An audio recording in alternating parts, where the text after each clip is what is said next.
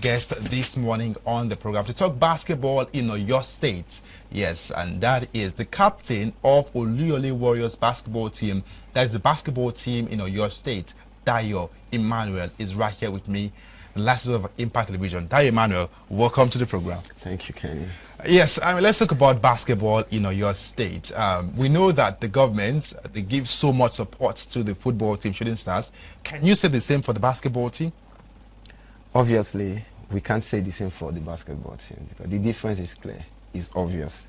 Everybody can see that there is more attention attached or focused on the football team, which is 3SC, compared to the basketball team, the Oluyole Warriors. And for the fact we know these teams are both top teams in their various sports, and so every Premier League team is like the highest team in the state. So it's so unfortunate anyways. Okay, last year ahead of the basketball league last year we had in Nigeria, from the first phase to the second phase, how difficult was it for the team to actually participate? Because the challenges you faced last year with none of the support coming from the government. It was really challenging, trust me, it was, because, you know, I think we wouldn't have this discussion before, you know, the whole league and the struggle. We had minimal time of preparation because there was no fund, there was no hope of participating. So what was now the essence of bringing players together? And it was a dime, just like you said, it was a dime-minute, very, very 11th hour miracle from some, what was it called, individuals. They were like, okay, you guys are still in the Premier League. And to know, if we hadn't participated, we would have been relegated. So it was tough at that time. It was tough. So, and we still thank those individuals for coming to our rescue. Okay, now, are you being owed by the government right now? Talking about the Oluyole Warriors basketball team, are you being owed right now? Right now, I won't say we're owed anything for, in the sense that, you know, normal, just like you have the 3SC, players are on contracts, they are receiving salaries every month. But Oluyole Warriors, it is when we have competition, we just try to start looking for players. We don't even have a camp house. No camp house? I'm telling you, the camp house was taken from us by the government in 2019. Wow. So I came from Port Harcourt. I wasn't born here. I came here to play basketball. So when I came, that was where I was welcome. That was where we're staying. We had players from Jos, we had players from Asaba, we had players from Calabar, all over Nigeria. Let me just put it that way. So if we want to start preparing for league now, one of the issues we are facing, no accommodation. So if we bring players now, we need to start looking for money to put them in an hotel. That is an extra cost. So the 3SC have an accommodation. So why not the same thing for basketball? So basically, the cry right now is the support being shown to the football team, basketball team, maybe not up to that support, but at least show some love for the basketball team. That is, you know, what Dayo Emmanuel is trying to say this morning on Impact Television. Okay, now let's take a look at the fact that some of these individuals, some basketball stakeholders that contributed for the team to travel to Ondo State last year. Remember that it was until it was out in the media before the government, through the commissioner, was able to attend to the team. Because I remember, I mean, the administrators for the Oluyole Warriors tried to reach out to the commissioner before the start of the league, but of course they got no response. It was until that particular news was out in the media before the commissioner showed interest, in helping the team. And with the stakeholders contributing to help the team travel to Ondo State last year, can you also confirm that? Because aware that some of the individuals who contributed have not been paid, they have not been refunded as promised by the government. Is there anything as regards that, any update as regards that? From what I gathered, I don't think there's any update. It is still how it is. Even the players, we struggle to get our allowances over there. I had to take from my own money to be given to some of the players because I brought them. You are the captain of the team, so you take from your money to from give my to the money. players. Yes, I brought two For guys how long? For how long have you been doing this? Taking from your money to give to the players? I have been doing this for God knows when. Since I've been the captain of this state, I spend my money looking for players. I scout for players for the team. I can say this anywhere, any day, anytime.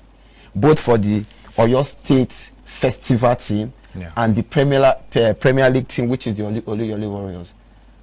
Now we're beginning. I have started scouting for players again for this coming phase of the league coming up next month. So, and I wouldn't just bring players and I'll be looking at them suffering, no food, no money. I had to go the extra mile to give them the mindset that, okay, if I call you next time, you want to come. You understand? Okay. So is that bad? Okay, but has there been any response from the government? Maybe they're giving you time, or when is this time we're going to assist you guys? When is this time we're going to get back to you guys? Is there any response from the government as regards that? Nothing. I don't know if the fault is from the government or it is from the sports council. But one thing I know for sure is we always have this fire brigade approach. Okay. You understand? The league is next month. There's supposed to be preparations before now. There's supposed to be what is it called? Proposal and budget before now. Yeah. But as we're talking, nothing is on ground. So it is when we have like 4 days, 5 days to the commencement of the league, and we not start seeing everybody running helter-skelter, putting players into one or two issues about their welfare. Okay. Now, I'm going to talk about our discussion as regards the commissioner, because, I mean, someone who is in charge of sports in Oyo State is the Commissioner for Youth and Sport, Honorable Wasilat Adegoke, right there. What can you say as to, attitude towards basketball too? Do you think that you're getting the right attitude from her when it comes to basketball in Oyo State? To be sincere, I think I've only seen her twice. Yeah, I think there was a basketball event that she was invited and she came around and that was it. So I don't know for other sports, but for basketball, there is like zero response to the best of my knowledge. Yeah. There's like zero response coming from her side. So for basketball, there's been zero response coming from the Commissioner for Sports in Oyo State. I mean, this is what we keep talking about. When it comes to basketball in Nigeria in general, these are the problems we talk about. You know, the hulabaloo that, it's deep into the progress of basketball in the country. And this is one game that is on the upward trend in Africa. Check out Rwanda, check out South Africa, check out Egypt, check out Senegal. The grassroots program right there is solid. But Nigeria, we have the talent, but of course the facilities is also under that. Now, talking about the facilities right now, Oyo State only, they've got one functional basketball court that everybody can access. Just one. In Lagos, we have over 27. Recently, some months back, it was renovated. Some of that were renovated by the Giants of Africa, I think in Oworu, Ilupeju. Some of this basketball court has been renovated to the best standard. What do you think as to the facilities, basketball facilities in Oyo State? Just one functional basketball court in one of the biggest states in Nigeria. I have been here since 2015. Sorry, I'm taking you back. We have a very sweet outdoor basketball court. We have 3 outdoor courts. Okay. And I can say this with all confidence. I have never seen any support from the state government in respect of providing good basketball facility for us. This is one of the oldest states in Southwest and one of the biggest. Look at our outdoor courts. No fiber rim. And these are some of the challenges we face when we go outside to play. Okay. You practice with the wrong facility. You want to play professional games, you use standard. So these things affect players' productivity. Okay. It affects the progress of the team. You understand? There've never been once, at least I am the captain of this team, I know a bit. There've never been once that I was told that the government has supplied facility as small, equipment as small as a basketball We use players' basketball, we use our individual basketball to train for the team. At least, kudos to Coach Tai. He has been helping us with some of its own too, and the chairman too of the Oyo State Basketball Association, dropping.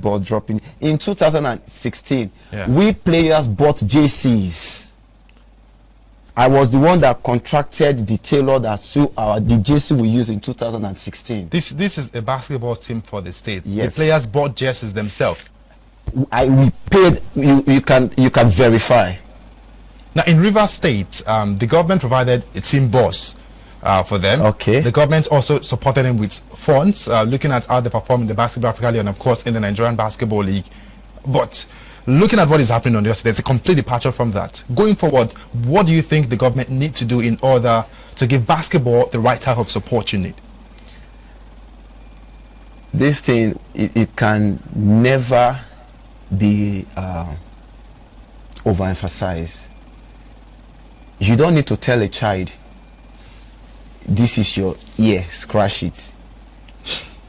It is part of the body. We are part of this state. I believe the government recognized that there is a basketball team, there's a professional basketball team. The same attention, we're not asking for too much. The same attention you're giving to the 3SC Shooting Stars, please try and divert a bit of it to the basketball Not team. even the same attention, but I mean just a bit of Just divert a bit and see if we will not make this state proud. Oluyole Warriors can make the bar. Oluyole Warriors, if River Supers can do that. Now you're talking about the government of the River State providing a very nice bus for the team to travel. We have traveled severally. Imagine basketball players at our height sitting inside 18-seater bus. We traveled to Asaba with Ministry of Environment bus that almost took the life of a whole team. Wow. We're on our way to Asaba. I think we had, it was the right back tire that we lost on our, it was an incredible experience, you understand? So there have been several times, there are times that we'll be traveling for games on the day we're having game. On several occasions we are changing in the bus. Wow. We will change in the bus will take us straight to the stadium, from the stadium straight inside the basketball court in Asaba, not once, not twice. We will play, it is after the game that will now start looking for hotel to stay. Why? Because of the same fire brigade approach I mentioned earlier. There were no early preparation for these people. You just put everybody inside but start squeezing us, fatigue and the whole thing, and you expect players like that to go and win and make the state proud. No proper feeding, no proper welfare. You understand? Okay, just look at the youth game qualifiers they went to. The youth game qualifiers they went to. I'll speak for basketball. Okay. The basketball players that went for this youth game were given 3,000 naira. For what? 3,000 naira for what? As the allowance for the whole days they traveled. 3,000 naira. I am telling you, at least I verified from my players. 3,000 naira. Wow. Look at Lagos State. I have friends, I have players. Yeah.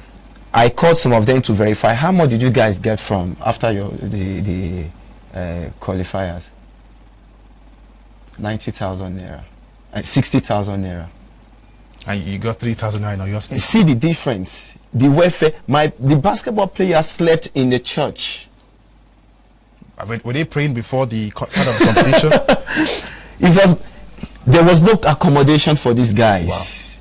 Wow. They slept in not how will I put it? I don't want to call it an uncompleted church, but you know all these small churches, you just have small things. Okay. These children were in the cold. They had to pay transportation from where they were sleeping to the stadium, 1,000 naira every day. So it was when the coach got there and saw the what's it called, situation of the players, he had to use from his own money to rent an hotel for these players close to the stadium.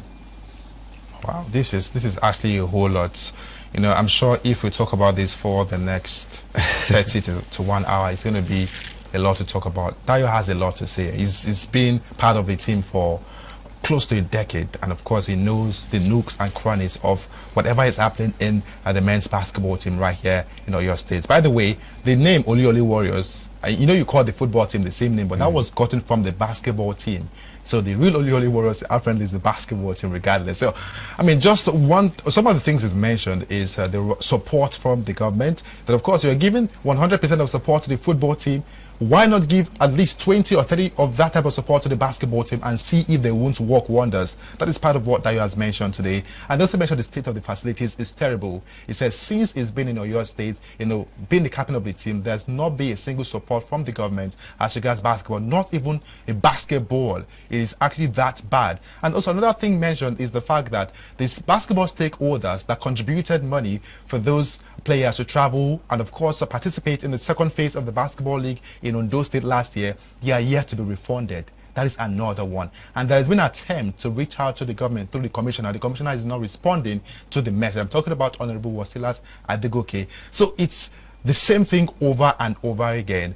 Basketball in Oyo State wasn't like this, you know, 10 years ago. There was a very good Oyo State basketball team playing week in, week out in the Nigerian league, but right now it is even getting worse right there. I mean, before I let you go this morning, Dayo, do you have any other thing to mention as regards the state of basketball in Oyo State? Kenny, if you want me to talk, I will keep talking. I will talk and talk because I am pained. I have been in this system since 2015. I have been here. You understand? I have been involved in the Premier League team. I have also been involved in the state team for the festival qualifiers. So it is really sad. It is really sad. The state of basketball in Oyo State, trust me, if not for individuals that are coming from overseas to organize 1 or 2 tournaments to keep players engaged and the rest, we don't really have anything compared to Lagos State. We can achieve what River Supers has achieved. I am telling you, if the right structures are placed, we can achieve that. There is no, we are a state team. Look at Kwara Falcons. I had to leave Oluyole Warriors in 2018, went to Kwara Falcons when I was being owed plenty of money and I needed money to sustain myself. I was still in school then. You understand? So if we can bring these players, sign a contract, at a point I was collecting 35,000 naira as the highest paid in the team. Then I had friends in Shooting Stars, they were collecting 300, 400k. So imagine, and I was the highest paid. That's like 10% of. So imagine the how will I put it, the scale. See the difference. The disparity in payment. Okay. There have never been any time that the state bought me basketball shoe. I am playing for the state, I am playing for the club. These are responsibilities that the club, the state is supposed to handle for these players. All of the time I've played basketball till this very moment, I bought my basketball shoe myself. I can say that for every player too.